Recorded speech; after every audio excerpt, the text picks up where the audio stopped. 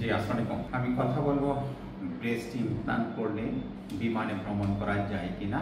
কিছু কিছু unauthorised non surgical institute আছে, আমি এনাদের কাছ থেকে বেশ কিছু পেশেন্ট পেয়ে থাকি। ওনারা পেশেন্টকে মোটিভেট করে যে ব্রেস্ট ইমপ্লান্ট করলে বিমানে উঠলে নাকি ফেটে যায়।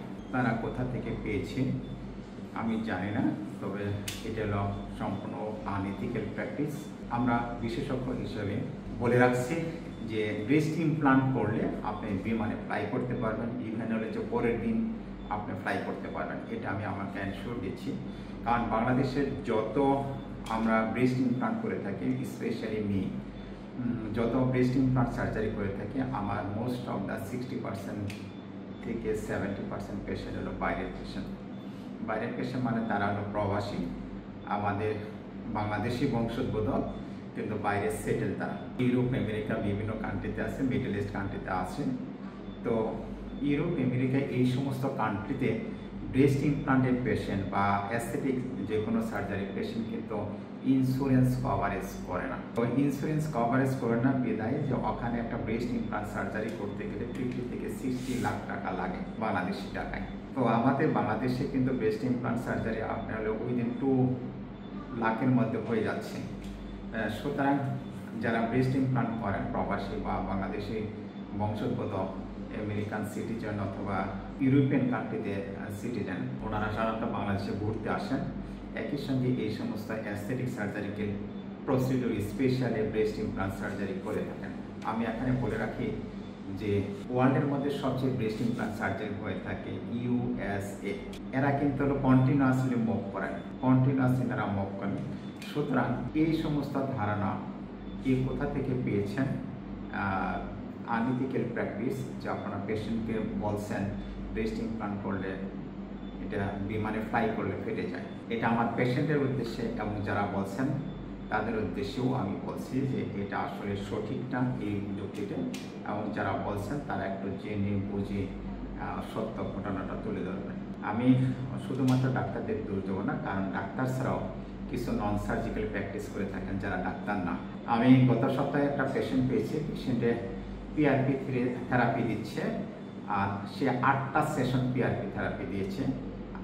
PRPতে নাকি হলো ব্রেস্ট অগমেন্টেশন হবে, মানে ব্রেস্ট বড় হবে। সে 8টা সেশন দেওয়ার পরে হতাশে পরবর্তীতে আমার কাছে আসেন এবং ওনার কাছ থেকে আমি জানতে পারি যে উনি কেন ব্রেস্ট ইমপ্লান্ট সার্জারি না করে উনি নন সার্জিক্যাল প্রসিডিউরতে গেছেন। তো নন সার্জিক্যাল প্রসিডিউর কোনো কিছুই কিন্তু আসলে সঠিক না ব্রেস্ট অগমেন্টেশনের ক্ষেত্রে। ব্রেস্ট অগমেন্টেশন করার ক্ষেত্রে দুটো পদ্ধতি আছে। একটা হলো ফ্যাট ট্রান্সফার, আমরা সাধারণত প্যাড থেকে ফ্যাট নিয়ে ব্রেস্টে দিয়ে থাকি, সাধারণত এই ক্ষেত্রে 2 থেকে 3টে সেশন লাগে। আরেকটা হলো breast implant surgery. Breast implant surgery এটা হলো সেফ প্রসিডিউর, একদমই সেফ প্রসিডিউর। আমরা যে ইমপ্লান্টটা ব্যবহার করে থাকি সেটা হলো silicone gel implant, high profile, micro texture এবং রাউন্ড শেপ, এই সমস্ত ক্যারেক্টারিস্টিক্স। এবং সবচেয়ে আপনারা জেনে অবাক হবেন যে ওয়ার্ল্ডের যত ব্রেস্ট ইমপ্লান্ট আছে সেগুলি কিন্তু USA প্রযুক্তিতে তৈরি। তো সুতরাং এখানে যে মলিকুলগুলো ব্যবহার করা হয় সেই মলিকুলগুলোকে বলা হয় কোহেসিভ। কোহেসিভ মানে একটা মলিকুলের সাথে আপনার আরেকটা মলিকুল এমনভাবে লেগে থাকে যে এটার উপর দিয়ে যদি ট্রাকও চলে যায় সাধারণত এটা ফেটে যাবে না। এটাকে লেখায় আছে এটা হলো কোহেসিভ, মানে দ্যাট মিনস হলে যে একটা মলিকুল আরেকটা মলিকুলের সাথে এমনভাবে লেগে থাকে। আমি সাধারণত আমার পেশেন্টদেরকে আসলে আমি ব্রেস্ট ইমপ্লান্ট দিয়ে থাকি যে আপনি প্রেস করেন, যে কোনোভাবে ফাটানোর চেষ্টা করেন, যা ইচ্ছা তাই করতে পারেন, নো প্রবলেম। আমি প্রত্যেকটা পেশেন্টকে দিয়ে থাকি। ইনভেরিয়েবলি আমি বলছি ব্রেস্ট ইমপ্লান্ট সার্জারি আপনি নিশ্চিন্তে করতে পারেন, বিমানে ফ্লাই করতে পারেন, পরের দিন থেকে কোনো ফেটে যাবে না। আর আমাদের বাংলাদেশি যে পেশেন্টগুলো থাকে সাধারণত রাজশাহী থেকে আসেন, চিটাগাং থেকে আসেন, এনারা কিন্তু বিমানে এসে সকালবেলা অপারেশন করে পরের দিন সকালে অথবা ওই দিনই বিকালে ফ্লাই করেন। সুতরাং আপনি এই থেকে বুঝতে পারছেন যে ব্রেস্ট ইমপ্লান্ট সার্জারি কতটুকু সেফ। Thank you all.